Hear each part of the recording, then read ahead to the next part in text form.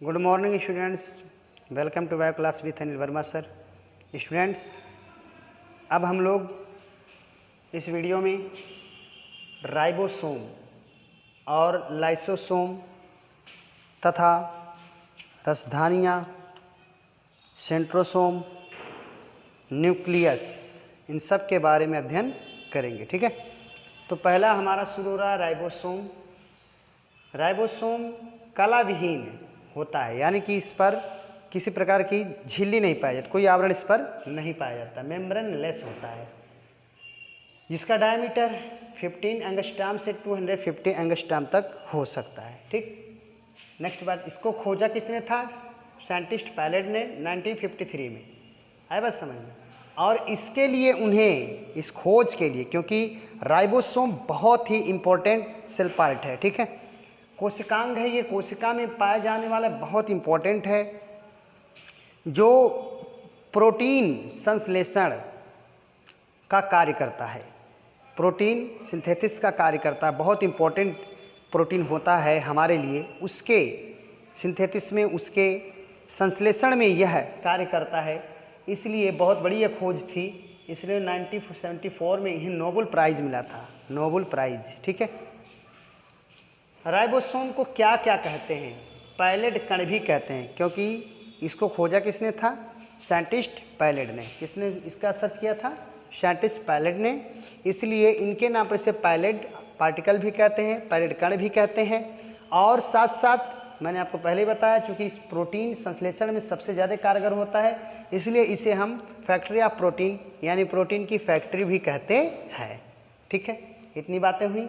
Next चर्चा यहाँ पर हमने लिखा है, आप देख रहे होंगे 70S राइबोसोम, 80S राइबोसोम। ठीक है, होता क्या है कि they are two type of ribosome, 70S and 80S, 88। ठीक है, तो 80S और 70S प्रेजेंट कहाँ होते हैं? तो आप लोगों को प्रोकैरियोटिक और यूकैरियोटिक के बारे में बहुत बढ़िया से बताया गया था। तो प्रोकैरियोटिक सेल्स में 70S पाए जाते हैं, ठीक है, और यूकैरियोटिक सेल्स में 80S पाए जाते हैं, जिसमें से ये S क्या है? Svedberg unit. स्वेडबर्ग यूनिट आप आगे चलकर थोड़ा सा और अगले क्लासेस में जाएंगे तब जानेंगे ये होता क्या। अभी आप इतना ही जान लीजिए कि राइबोसोम के एक तरह से मापने के लिए S का यूज हो रहा है। ठीक है, तो 70S राइबोसोम और 80S राइबोसोम ये आकार में छोटे होते हैं। जो 70S वाले होते हैं वो आकार में छोटे होते हैं, और 80S वाले क्या होते हैं? बड़े होते हैं।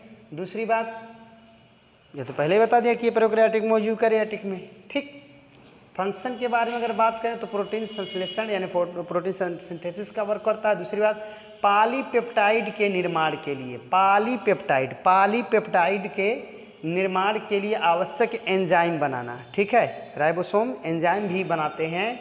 किसके लिए? जब पॉलीपेप्टाइड बनना होता है तो उसके निर्माण के लिए ये एंजाइम उपलब्ध कराते हैं। ठीक है, तो यह है हमारा राइबोसोम। नेक्स्ट हमारा शुरू होता है लाइसोसोम। ठीक है, चलिए, लाइसोसोम को हिंदी में लयान काय कहते हैं। इसे आत्महत्या की थैली कहते हैं। क्यों कहते हैं? क्योंकि यह बहुत एंजाइम से भरा हुआ होता है, 50 प्रकार के लगभग एंजाइम से यह भरा होता है। इसलिए इसे हम जो है जो 50 प्रकार के एंजाइम्स होते हैं, चूँकि सेल में ही रहता है, कभी कभी लाइसोसोम फट जाता है, जिसका स्ट्रक्चर मैं आपको यहाँ पर दिखाऊं। देखिए यहाँ पर मैंने लिखा है, सबसे बाहर एक लेयर दिख रहा है जिसे ग्लाइकोसिलेटेड मेम्ब्रेन कहते हैं। ठीक है, उसके भीतर है लिपिड लेयर, और सबसे अंदर है हाइड्रोलिटिक एंजाइम मिक्सचर, यानी कि हाइड्रोलिटिक जल अपघटनी है। हाइड्रोलिटिक माने जल अपघटनी एंजाइम इसमें भरे रहते हैं। ठीक है, और ये लगभग 50 प्रकार के एंजाइम इसमें भरे रहते हैं। ठीक है ना, 50 प्रकार। देखिए यहाँ पर मैंने राइट भी किया है, 50 प्रकार के एंजाइम इसमें भरे रहते हैं, जिसकी वजह से ये 50 प्रकार के एंजाइम बहुत सारा वर्क करते हैं। ठीक है, और कभी एंजाइम मतलब गलाना पचाना, आप अपनी भाषा में समझिए। ठीक है, कभी ये लाइसोसोम किसी कारण से फट जाते हैं सेल में, तो पूरी कोशिका गल पच जाती है, यानी कोशिका ही नष्ट हो जाती है। इसीलिए इसे हम आत्महत्या की थैली कहते हैं। ठीक है, लाइसोसोम में जो लिक्विड भरा रहता है, इसमें जो द्रव पाया जाता है, सबस्टेंसेस पाया जाता है, यानी कि जितना भी इसमें जितने भी पदार्थ भीतर पाए जाते हैं उसका अगर पीएच वैल्यू निकाला जाए, पीएच मान 5 होता है। ये पीएच मान क्या होता है आपके केमिस्ट्री वाले सर हो सकता है बताए हों, हो सकता है ना बताएं, तो अगर नहीं बताएं तो थोड़ा सा आप जान लीजिए कि पीएच वैल्यू होती है किसी पदार्थ की अम्लता और क्षारकता मापने का ये सूचक है। ठीक है, सूचक माने सूचना देता है कि ये अम्ल है कि क्षार। जैसे आपको किसी गिलास में कोई लिक्विड दे दिया जाए और आपको ये पता ना हो कि इसका पीएच कितना है, मतलब ये पता ना हो कि वो अम्ल है कि क्षार है। ठीक है, तो अम्ल स्वाद में लगभग खट्टे होते हैं। ठीक है, और क्षार के स्वाद का कोई वो नहीं है, लेकिन यह है कि खट्टे नहीं होते हैं और भी स्वाद में हो सकते हैं। ठीक है, थोड़ा कसैलेपन हो सकते हैं, न खारापन हो सकते हैं। ठीक है, लेकिन खट्टे नहीं होते हैं। तो अम्ल का एक थोड़ा से भौतिक लक्षण के आधार पर हम उसको पहचान सकते हैं। ठीक, कि अम्ल और ये क्षार ऐसे होते हैं। ठीक है, ये स्वाद के आधार पर। लेकिन मान लिया आपको कोई पदार्थ दिया जाए और आपको ये पता ना हो कि अम्ल है कि क्षार है, तो उसके लिए लिटमस पेपर दिए जाते हैं, जो आपके केमिस्ट्री वाले सर बताएंगे, उससे परीक्षण किया जाता है। ठीक है, चलिए लिटमस पेपर के बारे में तो आपके सर बता ही देंगे, और प्रयोग जब आप लोग करेंगे केमिस्ट्री वाले सर, तो ठीक है आपको बता दें, हम ही बता देंगे। ठीक है, लेकिन अभी आप यहाँ पर पीएच वैल्यू के बारे में जानिए। ठीक है, हर लिक्विड का कोई न कोई पीएच वैल्यू होता है, पीएच मान होता है। ठीक है, पीएच मान अगर 7 है, 7 पीएच मान है, तो वह पदार्थ ना तो अम्लीय है ना तो क्षारी। लेकिन 7 से ज़रा सा भी कम है, चाहे दशमलव में ही क्यों ना कम हो, तो तुरंत वो अम्लीय हो जाए माना जाएगा, और 7 से यदि ऊपर है तो वो क्षारी माना जाएगा। इसका मतलब ये हुआ कि जो इसमें लाइसोसोम में जो पीएच वैल्यू आ रहा है, लाइसोसोम लिक्विड का पीएच वैल्यू 5 आ रहा है, इसका मतलब ये क्या हुआ, अम्लीय हुआ। क्यों? क्योंकि ये 7 से इसका वैल्यू कम है। ठीक है, हाँ, जिसकी खोज किसने किया था, डीड्यू ने 1955 में किया था। इसकी परिमाप की बात करें, अगर पैरामीटर की बात करें तो 0.22 0.5 माइक्रान। एक विद्यार्थी कमेंट किए थे कि मैं ये क्या है, तो ये माइक्रान का सिंबल है। आपके फिजिक्स में फिजिक्स वाले सर हो सकता है पढ़ाए हो, नहीं पढ़ा तो जान लीजिए कि माइक्रान का सिंबल होता है। ठीक है, और अगर लाइसोसोम के निर्माण की बात करें कि किससे लाइसोसोम बनता है, ये तो आप याद कीजिए, जब मैं गाल्गी बाड़ी बता रहा था तो उसी वक्त मैंने बताया था कि यह लाइसोसोम का भी निर्माण करता है। अब फिर जान लीजिए कि लाइसोसोम को कौन बनाता है, या लाइसोसोम या लैन काय किससे बनता है, तो कहेंगे गाल्गी काय से, गाल्गी बॉडी से। ठीक है, तो ये था चर्चा हमारे लाइसोसोम की। इसमें जो विभिन्न प्रकार के एंजाइम्स पाए जाते हैं, और कहीं न कहीं उपापचय और सेल में आए हुए कुछ इंपॉर्टेंट पदार्थों का पाचन करने में ही हेल्प करते हैं। ठीक है, इसके अलावा अगर लाइसोसोम के वर्क के बारे में और थोड़ा सा चर्चा किया जाए कि लाइसोसोम और क्या काम करता होगा, तो थायरॉक्सिन हार्मोन होता है, थायरॉक्सिन हार्मोन, थायरॉक्सिन हार्मोन के निर्माण में भी ये हेल्प करता है। ठीक है, तो ये हो गया हमारा जो है राइबोसोम और लाइसोसोम। अब आगे जो कोशिकांग उनके बारे में जानें। तो स्टूडेंट्स, अब हम लोग जानेंगे सेंट्रोसोम तारक काय, इसी को कहते हैं डिप्लोसोम। तारक काय को हम डिप्लोसोम भी कहते हैं, जिसको खोजा था टी बोवेरी ने 1888 में, टी बोवेरी। ठीक है, और इसमें होता क्या है कि इसकी स्ट्रक्चर की यदि बात करें, चूँकि सेंट्रोसोम है, बहुत सारा इसका फंक्शन होता है।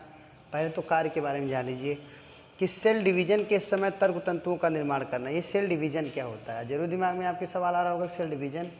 तो देखिए सेल डिवीजन क्या होता है, जब कोशिका, सेल डिवीजन होता है यानी कि कोशिका अपने आप को बांटती है। ठीक है, यानी एक कोशिका क्या करती है, बीच से धंसती है, या कई किसी भी तरह से, कभी कभी बीच से भी धंसती है कोशिका, या बीच से फटती है। ठीक है ना, तो मान लिया ऐसे हो, तो क्या होता है कि यहाँ जो सेंट्रोसोम होता है केंद्रक के पास, ठीक है, जो सेंट्रोसोम होता है, ये मान लिया ये केंद्रक है, यहाँ पर सेंट्रोसोम मौजूद है। ठीक है, ये रचना यहाँ पर मौजूद है। ये क्या करती है, जब कोशिका को बटने का टाइम आता है, सेल डिवीजन का मतलब होता है कोशिका अपने आप को 1 से 2 बनाती है। ठीक है, बीच से ऐसे धंसकर, ऐसे देख लीजिए, ये कोशिका है, बीच से धंसेगी, फिर नेक्स्ट स्टेप में और धंसेगी, नेक्स्ट स्टेप में धंस कर अलग हो जाएगी। देख रहे हैं आप लोग, तो ये हो गया सेल डिवीजन, यानी एक कोशिका से 2 कोशिका बन गई। ये बात तो आपको समझ में आया सेल डिवीजन क्या है, लेकिन ऐसे ही नहीं हो जाता, बहुत सारे प्रोसेस से गुजरना पड़ता है ऐसा होने के लिए। उसमें से जिसमें हेल्प करता है सेंट्रोसोम, क्या करता है कि जब कोशिका विभाजन का टाइम आता है, तो जो न्यूक्लियस होता है उसके पास से प्रेजेंट होता है, तो क्या करता है कि कोशिका में यह है तारक काय ऐसे सॉरी तारक रश्मियाँ बनाता है। क्या बनाता है? तारक रश्मियाँ। पहले अपने आप को ये तारक काय जो है 2 भाग में बनाता है, एक इधर होता है, एक इधर चला आता है, ठीक है।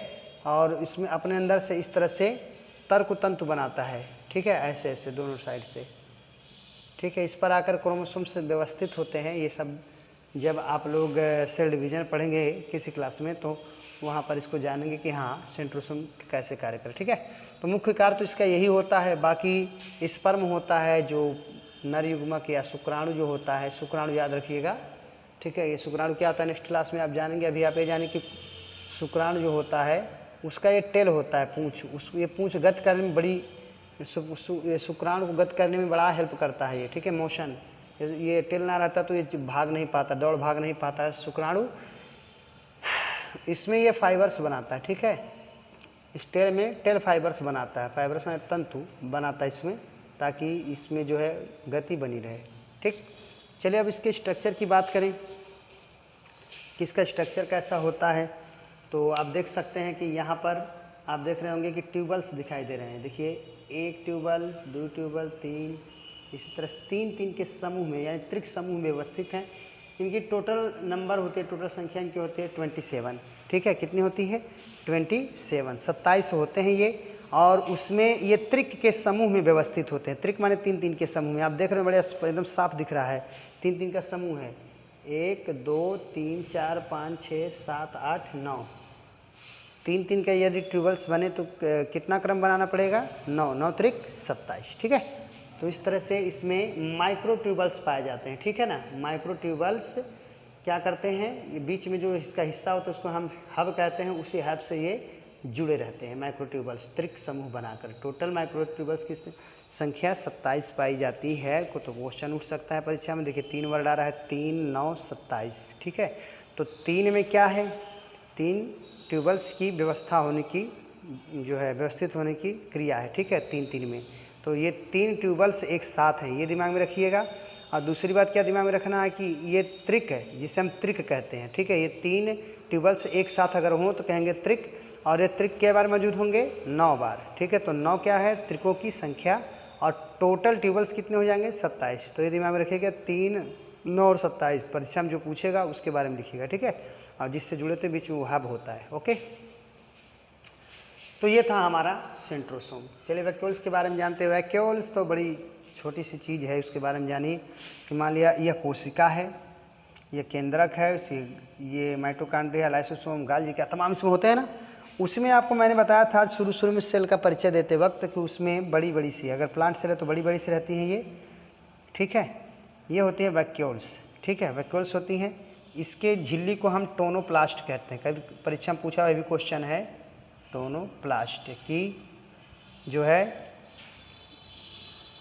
रिक्तिका की झिल्ली को हम क्या कहते हैं, या रसधानी की झिल्ली को क्या कहते हैं? टोनोप्लास्ट, ठीक है। तो ये है टोनोप्लास्ट। परिचय तो आपने देख लिया। जरा इसके बारे में और बात जाने।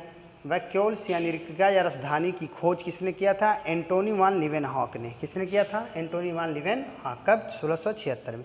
ये सन नहीं भी याद रखेंगे, मतलब याद तो रखना चाहिए लेकिन बड़ा जरूरी नहीं है, क्योंकि सन जल्दी परीक्षा में पूछता नहीं, ज़्यादातर नाम पूछता है, ये दिमाग में रखिएगा। एंटोनी वान लीवेनहॉक, ठीक है। ये 4 टाइप का होता है, sac vacuole, contractile vacuole, food vacuole और एयर वैक्यूल, ठीक है। नाम से स्पष्ट है, जिसमें रस का इकट्ठा, जिस वैक्यूल में रस इकट्ठा होते हैं और रस रिक्तिका, और जो संकुचित हो जाती हो, सिकुड़ जाती हो, संकुचनशील रिक्तिका, जिसमें खाद्य पदार्थ इकट्ठा होते हो, ठीक है, इस भीतर में खाद्य रिक्तिका, और जिसमें वायु भरा हो वह है वायु रिक्तिका। तो ये सब जो 4 प्रकार के पाए जाते हैं, ये विभिन्न प्रकार के सेल्स में पाए जाते हैं। ये क्यों पाए जाते हैं, क्या इनका कार्य होता होगा, तो इनके कार्य के बारे में आप लोग अच्छे से जान लीजिए। पहली बात तो कोशिका वृद्धि में सहायक, ठीक है।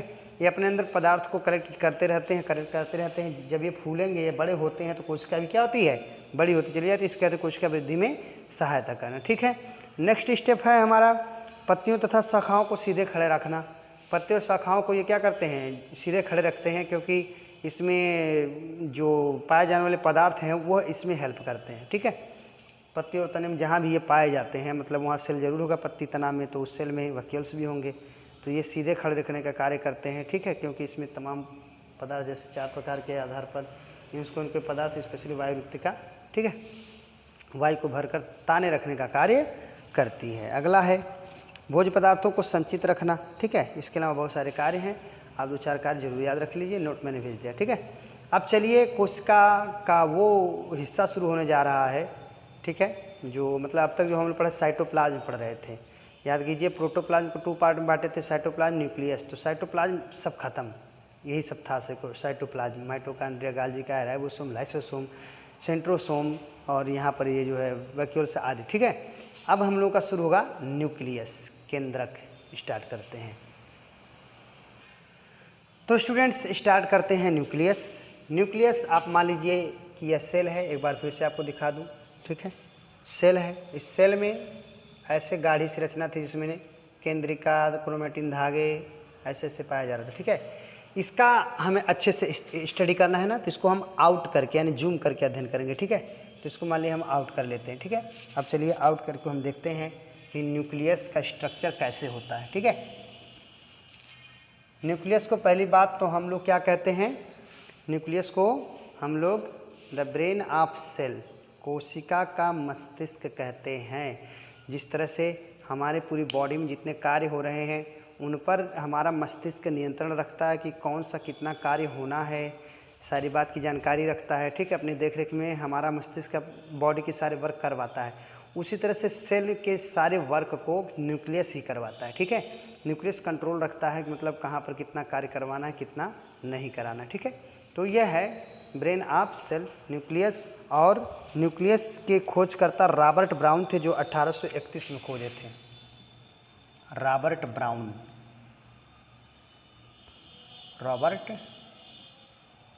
ने 1831, हाँ सही, 1831 में खोजा था, ठीक है।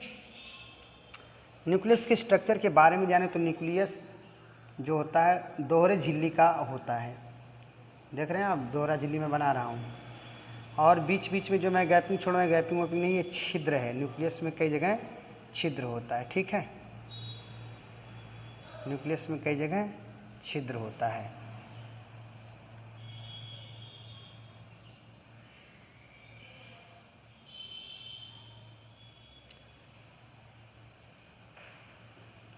न्यूक्लियस में कई जगह छिद्र होता है,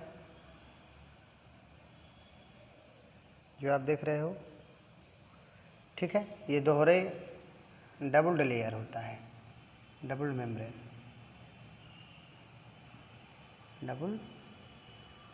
मेम्ब्रेन होता है, दोहरी झिल्ली होती है। ये न्यूक्लियर पोर है, न्यूक्लियर पोर मतलब केंद्रक छिद्र, ठीक है ना। और इसमें केंद्रिका भर रहती है, ठीक है, केंद्रिका, ये केंद्रिका है। न्यूक्लियोलस केंद्रिका, और इसमें ऐसे ऐसे क्रोमेटिन धागे बिखरे रहते हैं, ठीक है। बहुत इंपॉर्टेंट है, मोस्ट इम्पॉर्टेंट क्या, सबसे इम्पॉर्टेंट यही है इसमें, ठीक है। क्रोमेटिन धागे, क्रोमेटिन थ्रेड्स इसमें होते हैं, ठीक है। बाकी जो इसमें न्यूक्लियोप्लाज्म भरा होता है, न्यूक्लियस केंद्र की पदार्थ, इस बाकी जितने सब हैं, ठीक है। तो ये है अस्पष्ट केंद्रक न्यूक्लियस, ठीक है। अब एक एक के कार्यों के बारे में जानते हैं। चूँकि इस सेल में होता है ना, तो पहला नंबर किसका है, मेम्ब्रेन का, यानी केंद्रक झिल्ली जो डबल मेम्ब्रेन होती है, जिसे हम क्या कहते हैं, न्यूक्लियर मेम्ब्रेन।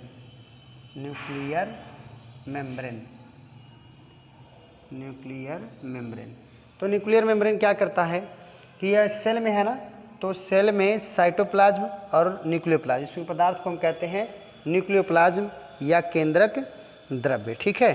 तो न्यूक्लियोप्लाज्म यानी केंद्रक द्रव्य को, और अगर एक कोशिका में है तो जितने पदार्थ सब कोशिका द्रव्य थे, साइटोप्लाज्म थे ना, जितना हम लोग पढ़ रहे थे वो सब अभी तक जितना पढ़े, माइटोकॉन्ड्रिया, लाइसोसोम, राइबोसोम, ठीक है। तो इससे सब बाहर थे ना, तो इस न्यूक्लियोप्लाज्म को और यहाँ जो कोशिका में प्रेजेंट थे टोटल पदार्थ साइटोप्लाज्म, उन दोनों को यानी इसको और साइटोप्लाज्म को कौन अलग कर रहा है, ये जैसे दीवार का काम करे। देखिए ऐसे दीवार हो गया, तो इधर का पदार्थ अलग, इधर का पदार्थ अलग तो इधर का पदार्थ तो आप देख ही रहे हैं, और जो कल्पना कर लीजिए जो पदार्थ इधर साइटोप्लाज्म, ठीक है। तो उनको ये पहली बात अलग रखने का काम करता है। न्यूक्लियर मेम्ब्रेन क्या करता है, न्यूक्लियर पोर जो छिद्र है, ये साइटोप्लाज्म और साइटोप्लाज्म इधर है और न्यूक्लियोप्लाज्म अंदर है, दोनों के बीच आवश्यक पदार्थों का लेन देन करता है, ठीक है। कौन? न्यूक्लियर पोर, ठीक है। अगर हम न्यूक्लियोलस की बात करें यानी केंद्रिका की बात करें, तो न्यूक्लियोलस का मुख्य कार्य होता है आरएनए और राइबोसोम का संश्लेषण करना। वेरी इंपॉर्टेंट, बहुत काम इसका, बहुत इंपॉर्टेंट काम है। आरएनए और राइबोसोम का संश्लेषण करना, ठीक है। ये बहुत इंपॉर्टेंट काम होता है, आरएनए और राइबोसोम का संश्लेषण, ठीक है। तो ये कौन करता है? केंद्रक का जो केंद्रिका होती है, ठीक है, वो करती है। क्रोमैटिन थ्रेड्स का काम छोटा भी नहीं है, जटिल है और बहुत इंपॉर्टेंट काम है। किसका? क्रोमैटिन थ्रेड्स का। तो क्रोमैटिन थ्रेड से ही कोशिका विभाजन के समय गुणसूत्र के रूप में आते हैं। गुणसूत्रों पर जीन होते हैं। ये जीन क्या होते हैं? जीन माता पिता के लक्षणों को उनकी संतानों तक ले जाने वाले अणु हैं, ठीक है। फिर से सुनिए कि जीन क्या होते हैं? माता पिता के लक्षण उन्हीं जीन में समाहित होते हैं, ठीक है। तो माता पिता के लक्षण यही जीन उनकी संतानों में ले जाते हैं, जैसे बालों का रंग, त्वचा का रंग, ठीक है, आवाज़, आँखों का रंग, ठीक है। तो इस तरह से जो इनको हम आनुवंशिक लक्षण कहते हैं, ऐसे लक्षण जो माता पिता से उनकी संतानों में चले जाते हैं, ठीक है। तो इन आनुवंशिक लक्षणों का वाहक कौन है? कौन ले जाता है? जीन ले जाते हैं। जीन कहाँ पाए जाएंगे? गुणसूत्र में। और गुणसूत्र बनता किससे है? इन्हीं से, क्रोमैटिन थ्रेड से बनता है। तो इतना इम्पोर्टेंट काम है। चलिए, ठीक है।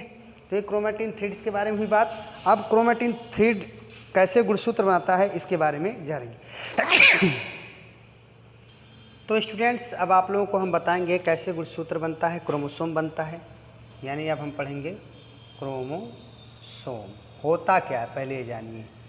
अभी देखिए, मैंने कोशिका विभाजन के बारे में आपको बताया था। कोशिका विभाजन यानी एक कोशिका से दो या दो से अधिक कोशिका का बनना कोशिका विभाजन है। तो जब कोशिका विभाजन की टाइमिंग होती है, जब कोशिका विभाजन जिस समय विभाजित होने के लिए तैयार होती है, उसी समय ये क्रोमैटिन धागे क्या करते हैं? आपस में सुलझ जाते हैं। ये आपस में क्या होते हैं? उलझ जाते हैं, ठीक है। और सब उलझ कर, जैसे आप रस्सी खोल दीजिए, रस्सी खोल कर रखिए, फिर उसको आप चाहें तो मोड़ कर जो है छोटा कर सकते हैं, इतना बड़ा रूप दे सकते हैं, ठीक है। यानी छड़ की तरह उस रस्सी को जो है ऐंठ गोईंठ के चाहे जैसे उसको बटोर चटोर कर क्या कर सकते हैं?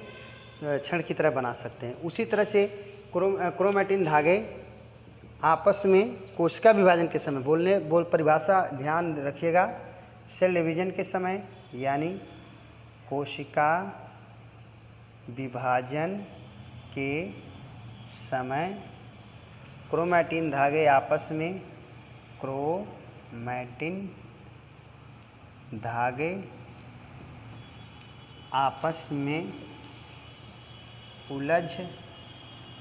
सुलझ कर छोटी मोटी क्षणनुमा रचना बनाते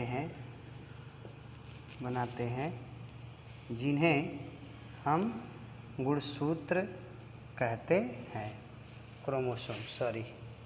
जिन्हें हम गुणसूत्र कहते हैं, ठीक है, कहते हैं, ठीक। इसकी खोज स्ट्रासबर्गर ने किया था। किसने किया था? स्ट्रासबर्गर ने 1875 में। बहुत इम्पोर्टेंट साइंटिस्ट है स्ट्रासबर्गर ने, ठीक है। स्ट्रासबर्गर ने इसकी खोज 1875 में किया था। स्ट्रासबर्गर ने 1875 में गुणसूत्र की खोज किया था। बहुत इंपॉर्टेंट है इसका डेफिनेशन। डिफाइन क्रोमोसोम की परिभाषा दीजिए।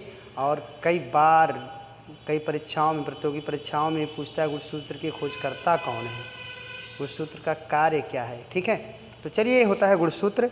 और गुणसूत्र के स्ट्रक्चर के बारे में जाने कि गुणसूत्र होता कैसा है। तो देखिए ध्यान से, गुणसूत्र में एक इस तरह का आवरण होता है जो एक बार पहले धंसता है, ठीक है, इस तरह से यहाँ धंसेगा, फिर आगे चलकर जो है फिर एक भुजा बनाएगा इस तरह से, ठीक है। तो इसमें दो इस तरह के स्ट्रक्चर दिखाई देते हैं जो यहाँ कर आपस में मिले रहते हैं। एक इस तरह देखिए, फिर एक इस तरह से देखिए, इस तरह की रचनाएं दिखती हैं इसमें, ठीक है।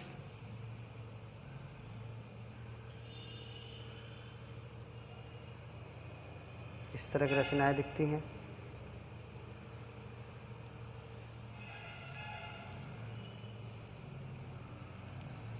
ठीक, इसमें तमाम पदार्थ भरे रहते हैं, पदार्थ भरे रहते हैं। इसके आवरण को हम पेलिकिल आवरण कहते हैं, पेलिकिल आवरण, ठीक है। और इसमें जो ये पट्टी की तरह रचना दिखाई दे रही है उसे हम क्रोमेटिड कहते हैं। क्या कहते हैं? क्रोमेटिड। और इसी क्रोमेटिड पर मोतियों के समान थोड़ी थोड़ी दूरी पर दाने दाने जैसी रचनाएं होती हैं, ठीक है, जिसे हम क्रोमोमियर कहते हैं, जिसे हम क्रोमोमियर कहते हैं, क्रोमोमियर, ठीक है। इसी में जीन होते हैं क्रोमोमियर में, ठीक है। और जहाँ ये बंधते हैं ये दोनों क्रोमेटिड, उसे हम कहते हैं जो है सेंट्रोमियर। क्या कहते हैं? सेंट्रोमियर या गुणसूत्र बिंदु। जहाँ ये बंध रहे हैं उसे कहते हैं सेंट्रोमियर या गुणसूत्र बिंदु। जब गुणसूत्र पहली बार धंसता है, यहाँ पर देखिए धंसा हुआ है, ये पहली बार देखिए ये ऐसे आ रहा है, ये धंस गया, फिर अगली बार धंसेगा। जब पहली बार धंसता है तो इसे हम कहते हैं प्राथमिक संकीर्णन, प्राथमिक संकीर्णन। और जब ये कभी दोबारा धंसता है तो कहते हैं द्वितीयक संकीर्णन, द्वितीयक संकीर्णन, संकीर्णन। जब ये दोबारा धंसता और नई भुजा बनती है तब उस भुजा को हम कहते हैं सैटेलाइट, सैटेलाइट, ठीक है। सारे गुणसूत्रों में सैटेलाइट नहीं बनते हैं, तो जिन गुणसूत्रों में सैटेलाइट नहीं बनते उन्हें सिर्फ गुणसूत्र कहते हैं, लेकिन जिनमें सैटेलाइट बन जाता है उसे हम सैट गुणसूत्र कहते हैं। क्या कहते हैं?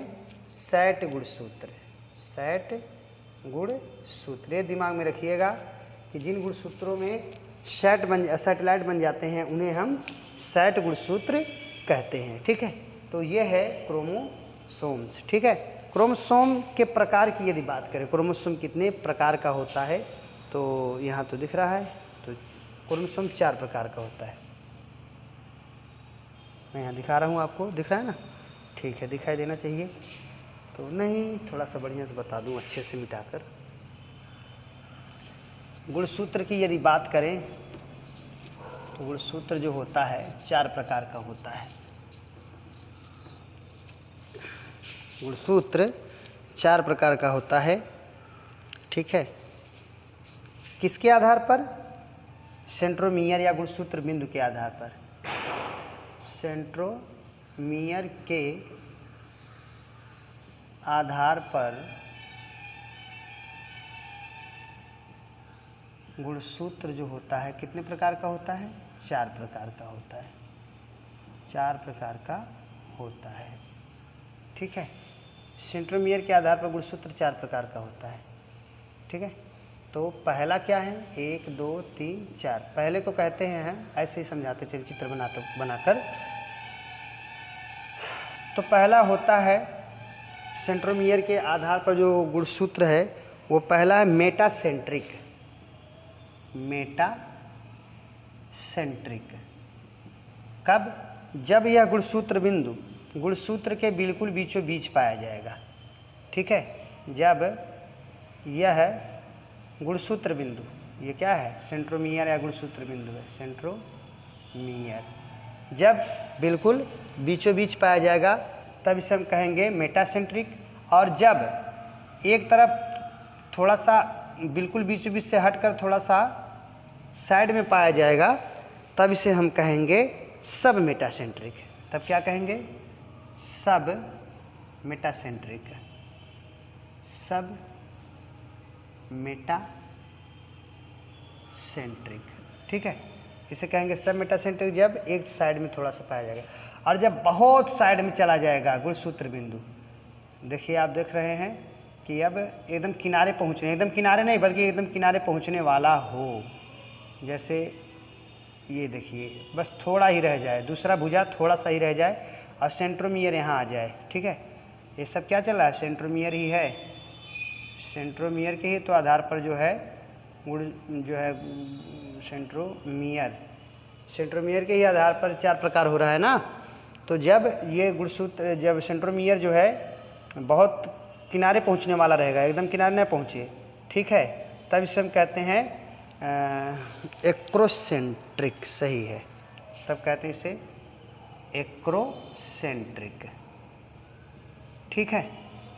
और जब गुणसूत्र बिंदु एकदम किनारे चला जाएगा तब इसे कहेंगे टीलोसेंट्रिक, यानी कि यह गुणसूत्र है और एकदम किनारे चला जाएगा गुणसूत्र से बिंदु, यानी कि सेंट्रोमियर। देखिए मैंने इधर लिखा है, जब किनारे चला जाएगा तब इस प्रकार के जो है गुणसूत्र को हम टीलोसेंट्रिक कहेंगे, ठीक है। क्या कहेंगे? टीलोसेंट्रिक। तो यह है गुणसूत्र के प्रकार, ठीक है। अब गुणसूत्र जो है की बात करें तो पहले ही बता दिया मैंने गुणसूत्र। तो पहली बात, मनुष्य में 23 जोड़ी और संख्या में 46, 2 की जो एक जोड़ी होती है, तो 2 की एक जोड़ी तो 23 हुए, 23 दूना 46। याद रखिएगा कि मानव में गुणसूत्र की संख्या कितनी होती है? 46।